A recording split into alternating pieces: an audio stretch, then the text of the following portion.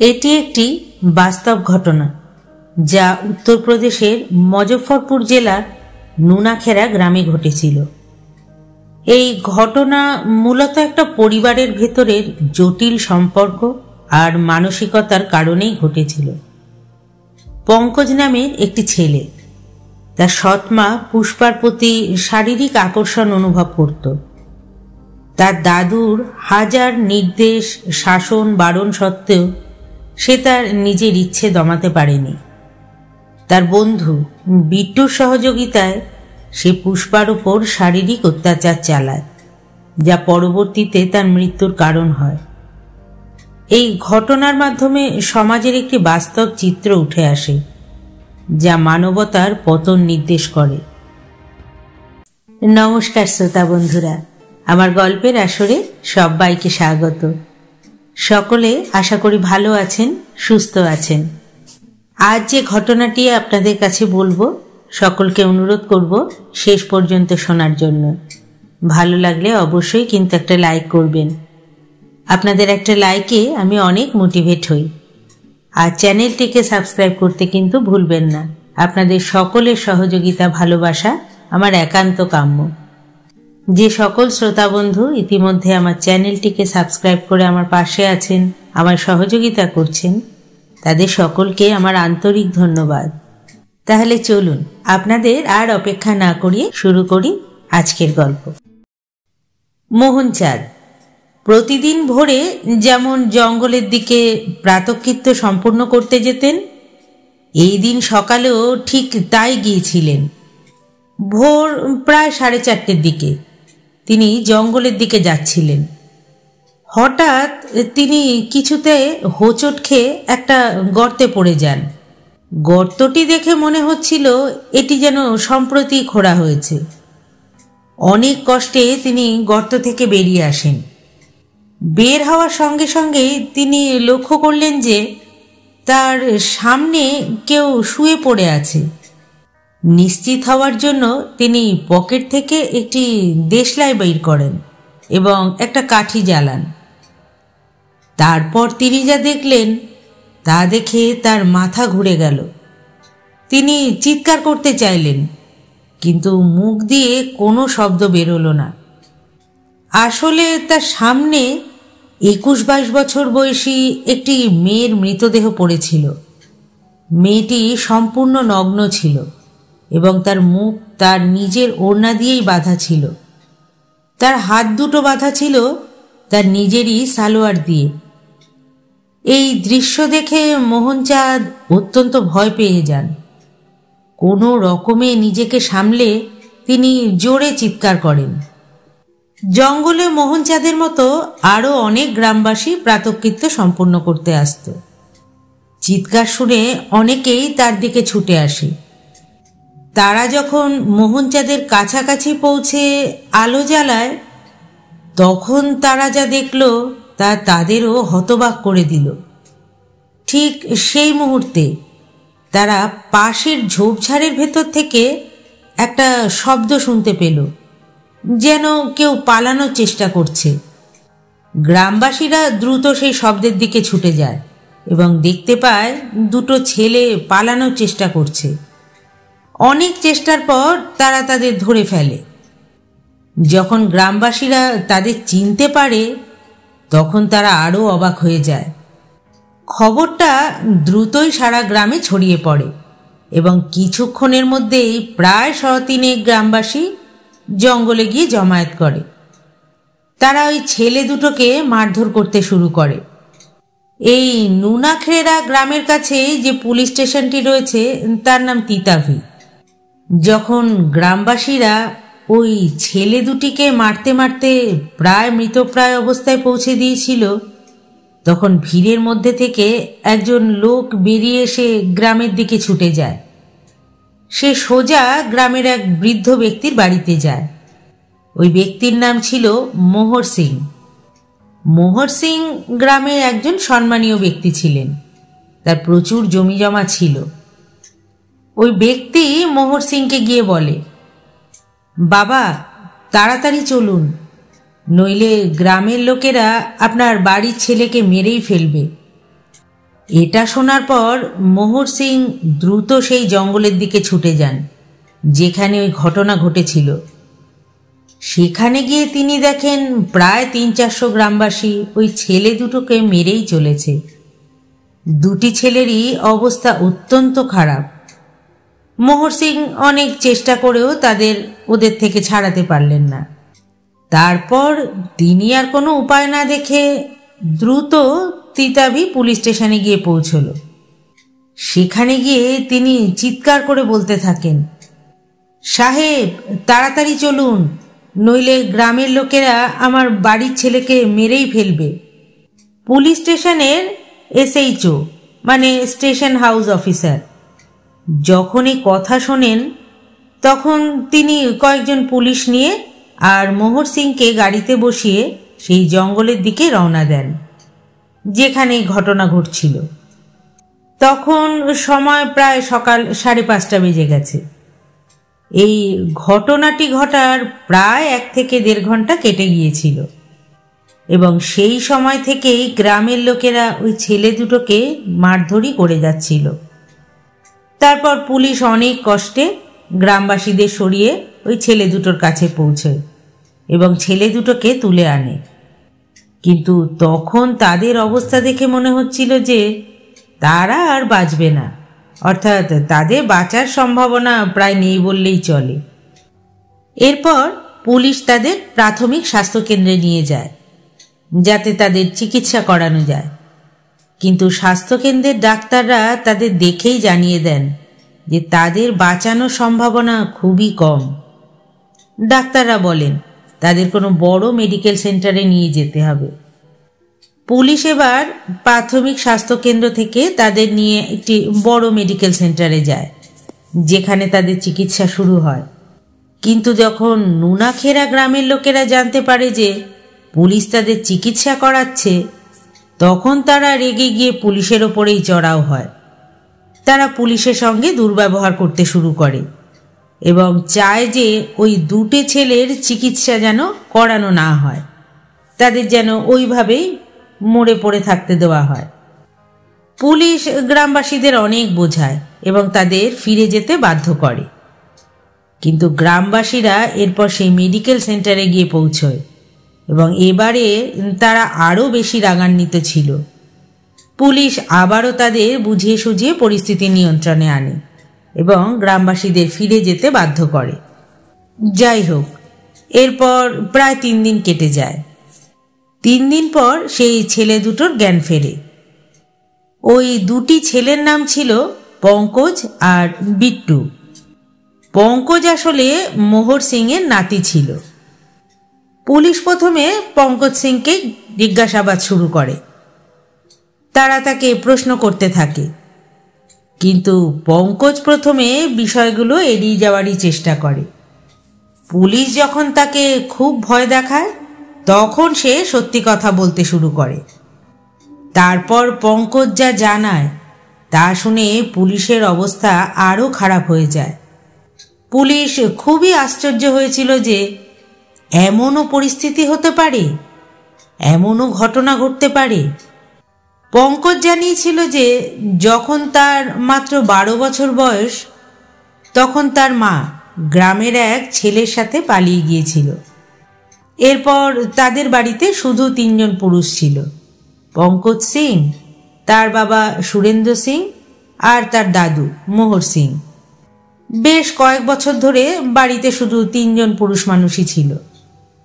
কিন্তু পঙ্কজকে কখনো তার বাবা বা দাদু কোনো রকম সমস্যা বা কষ্টে পড়তে দেয়নি। কখনো তার বাবা সুরেন্দ্র সিং রান্না করে দিত, কখনো দাদু মোহর সিং। এছাড়াও পরিবারে অনেক সম্পত্তিও ছিল, তাই পঙ্কজ সিংয়ের আর্থিকও কোনো সমস্যা ছিল না। তার জীবনে সব কিছু ঠিকঠাকই চলছিল। পঙ্কজের বাবা সুরেন্দ্র সিংও জীবনের এই সত্যিটা মেনে নিয়েছিলেন এবং তার সাথে ঘটে যাওয়া ঘটনাগুলো এক ধরনের ভাগ্য হিসেবেই গ্রহণ করেছিলেন। তিনি সুখেই ছিলেন। কিন্তু মোহর সিং বারবার তাকে চাপ দিয়ে বলতো তাকে আবার বিয়ে করতে হবে। কতদিন সে এরকম একা একা থাকবে, নিজের খাবার নিজে বানিয়ে খাবে। আর কতদিনই বা বাড়িতে কোনো মেয়ে না থাকার জন্য এই বাড়িটা লক্ষ্মী ছাড়া হয়ে থাকবে। প্রথমে সুরেন্দ্র সিং খুবই বাধা দিয়েছিল, কিন্তু মোহর সিং তাকে এত জোরাজুরি শুরু করেছিলেন যে শেষ পর্যন্ত সুরেন্দ্র সিংকে মানতে হয়েছিল। শেষে পঙ্কজের বাবা সুরেন্দ্র সিংয়ের বিয়ে হলো। কিন্তু এখানে একটা মজার ব্যাপার ছিল। সুরেন্দ্র সিং যাকে বিয়ে করলেন সে ছিল মাত্র 22 বছর বয়সী একটি মেয়ে। ওর নাম ছিল পুষ্পা। পুষ্পা শুধু যে বয়সে ছোট ছিল তা নয়, দেখতে এতটাই সুন্দর ছিল যে পুরো গ্রামে শুধু তারই কথা হচ্ছিল। এত সুন্দর মেয়ে সুরেন্দ্র সিং কিভাবে পেয়েছিল তা নিয়ে গ্রামে আলোচনার কোনো শেষ ছিল না। বিয়েটা খুব ধুমধাম করেই হয়েছিল, কারণ এই বিয়েতে দুপক্ষই সম্মত ছিল এবং অনেক আত্মীয় স্বজনও এই বিয়েতে এসেছিল। ধুমধাম করে বিয়ে হলেও পুষ্পার জন্য তার পরবর্তী জীবন মোটেও সহজ ছিল না, কারণ পুষ্পার বয়স ছিল মাত্র 22। সুরেন্দ্রর ছেলে পঙ্কজের বয়স ছিল 19, অর্থাৎ পুষ্পা তাদের ছেলের চেয়ে মাত্র 3 বছরের বড় ছিল। আর সবচেয়ে বড় সমস্যা ছিল যে পঙ্কজ তার এই মাকে মা বলে সম্বোধন করত না, বরং তাকে পুষ্পা বলেই ডাকত।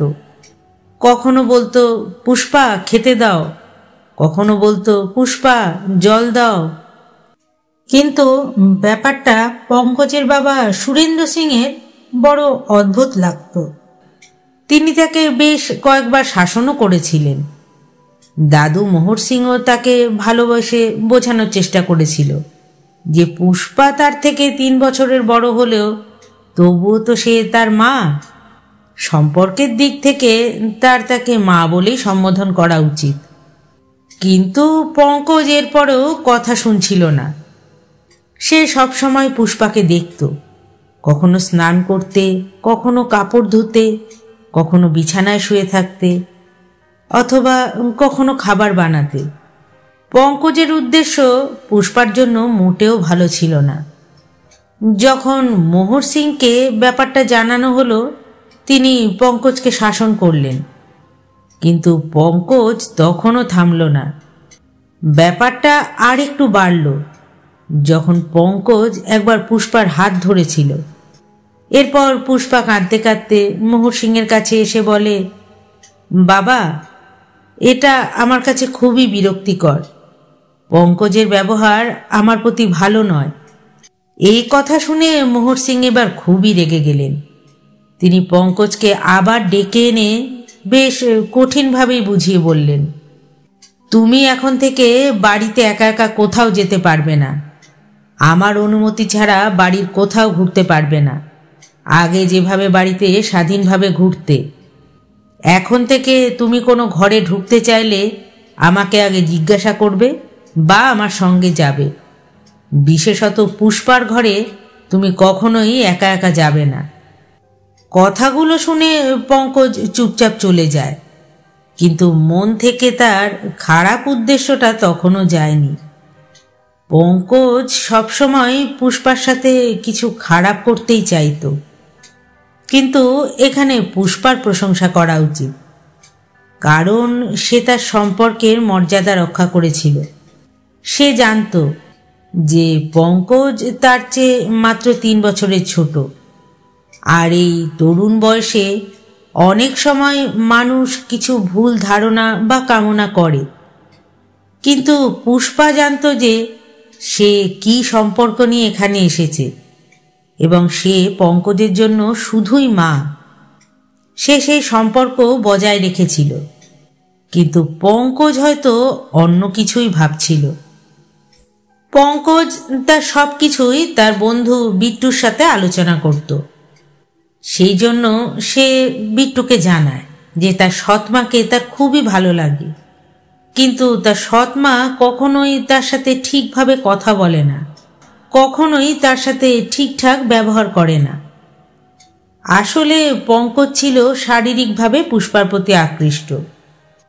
তারপর বিট্টু তাকে বলে, তোর মনে মনে যা ইচ্ছা তা কিন্তু কখনো পূর্ণ হবে না, কিন্তু তুই যদি চাস, যেটা তুই চাইছিস আর কি, সেটা পেতে, তাহলে আমি তোকে সাহায্য করতে পারি। আমি তোকে ঘুমের ওষুধ বা নেশাদ্রব্য দিতে পারি। যখন তোর বাবা বা দাদু বাড়িতে কেউ থাকবে না, তখন তোর সৎমাকে কোনোভাবে ওটা খাবারের সাথে বা কোনো পানীয়র সাথে মিশিয়ে খাইয়ে দিবি। তারপরে সে কয়েক ঘন্টা ঘুমোবে, তখন তুই ওর সাথে যা খুশি করতে পারবি। পঙ্কজের বিট্টুর এই কথাগুলো মনে মনে বেশ পছন্দ হয়। ও তখন বিট্টুর থেকে ঘুমের ওষুধ নিয়ে নিজের কাছে রেখে দেয়। এরপর বেশ কিছুদিন কেটে যায়। পঙ্কজ সেই মুহূর্তের জন্য অপেক্ষা করছিল, যখন তার বাবা বাড়িতে থাকবে না। অবশেষে সেই দিন আসে। তার বাবা ফসল বিক্রি করতে বা অন্য কোনো কাজে মাঝে মাঝেই শহরে যেতেন। এই রকমই একদিন ওর বাবা শহরে গিয়েছিল এবং সেই রাতে তিনি বাড়ি ফিরবেন না। পঙ্কজ দেখল যে এটাই তার কাছে সুবর্ণ সুযোগ। বাড়ির প্রত্যেকে রাতে খাবারের পর দুধ খাবার অভ্যেস ছিল এবং সেই রাতে পঙ্কজ 10টা ঘুমের ওষুধ ওই দুধে মিশিয়ে দেয়। তার দাদু মোহর সিং আর পুষ্পা দুজনেই রোজকার অভ্যেস মতো দুধ খায় এবং তারপর তারা দুজনেই গভীর ঘুমে আচ্ছন্ন হয়ে পড়ে। পঙ্কজ এই দুধ তার দাদুকে দিয়েছিল কারণ সে চেয়েছিল যে দাদু যেন কোনো মতেই মাঝরাতে উঠে এসে তাকে ধরে না ফেলতে পারে। এখন যখন সে দেখল যে তার পরিকল্পনা কাজ করছে, তখন সে বিট্টুর কাছে যায় এবং বিট্টুকে সব কিছু জানায়। বিট্টু তখন তাকে বলে যে সে যদি বাড়িতে কিছু করে তবে ধরা পড়ে যেতে পারে। তার থেকে ভালো হয় যদি সে পুষ্পাকে জঙ্গলের দিকে নিয়ে আসে। আসলে পঙ্কজের বাড়ি থেকে জঙ্গলের দূরত্ব মাত্র 1 মিটার মতো হবে। ওর বাড়ির পিছন থেকেই প্রায় জঙ্গল শুরু হয়ে গিয়েছিল এবং সেটা খুব ঘনও ছিল। সময়টা ছিল তখন রাত প্রায় 10:30। পঙ্কজ পুষ্পাকে কাঁধে তুলে নিয়ে জঙ্গলের দিকে চলে যায়। সেখানে তার সঙ্গে বিট্টুও ছিল। প্রকৃতপক্ষে তারা দুজনেই এটা দেখে খুব খুশি হয়েছিল যে অবশেষে তারা এতদিন ধরে যা পরিকল্পনা করেছিল তা কার্যকর হতে চলেছে এবং তারা যা চেয়েছিল তা পেতে চলেছে। তারপর দুজনেই পালাক্রমে পুষ্পার সাথে খারাপ কাজ করে। এক সময় এমন হয়, পুষ্পার সাথে কে কত বেশিবার ঘনিষ্ঠ হবে তাই নিয়ে দুজনের মধ্যে এক ধরনের প্রতিযোগিতা শুরু হয়ে যায়। উভয়ই নিষ্ঠুরতার সমস্ত সীমা অতিক্রম করে। এরই মাঝে পুষ্পার হঠাৎ চেতনা ফিরে আসে। তখন তারা পুষ্পার মুখ বন্ধ করার জন্য তারই ওড়না দিয়ে মুখটা বেঁধে দেয় এবং তার সালোয়ার দিয়ে তার হাত দুটোকে বেঁধে দেয়, যার পরে পুষ্পা আর কিছুই করতে পারে না। পঙ্কজ তৎক্ষণাৎ তার বাড়ির দিকে ছুটে যায় এবং মাটি খোঁড়ার জন্য কোদাল, বেলচা ইত্যাদি কিছু সরঞ্জাম নিয়ে আসে, যাতে কেউ জানার আগেই সে মাটি খুঁড়ে সেখানে পুষ্পাকে চাপা দিয়ে দিতে পারে। তারা দ্রুত একটা গর্ত করে। সমস্ত কাজ প্রায় শেষ হয়ে এলে সেই গর্তে পুষ্পাকে রাখার আগে তাদের হঠাৎ মনে পড়ে যে পুষ্পার কিছু পোশাক এখনো জঙ্গলেই পড়েছিল। কেবল ওড়না আর সালোয়ার দিয়ে পুষ্পার হাত আর মুখ বাঁধা হয়েছিল। পঙ্কজ আর বিট্টু দুজনেই জঙ্গলের মধ্যে পুষ্পার বাকি জামা কাপড়গুলোকে খুঁজতে থাকে, কিন্তু অন্ধকার হওয়ায় তারা আর ওগুলোকে খুঁজে পাচ্ছিল না। তারপর তারা যখন আবার পুষ্পার মৃতদেহের কাছে ফেরত আসে, সেই সময় মোহনচাঁদ আর গ্রামবাসীরা সেখানে ছিল। তাদেরকে দেখতে পেয়েই তারা ঝোপের আড়ালে লুকিয়ে পড়ে, আর সেই আওয়াজই গ্রামবাসীরা শুনেছিল। পুলিশ যখন পুষ্পার ময়না তদন্ত করে তখন জানা যায় আসলে কী কারণেই পুষ্পার মৃত্যু হয়েছিল।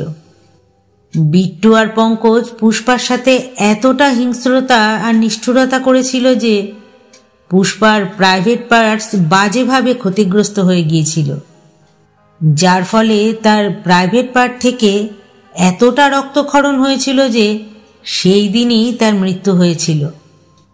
যখন পুষ্পার চেতনা ফিরে আসে আর সে ওঠার চেষ্টা করেছিল, তখন তারা তাকে খুব জোরে আঘাতও করেছিল।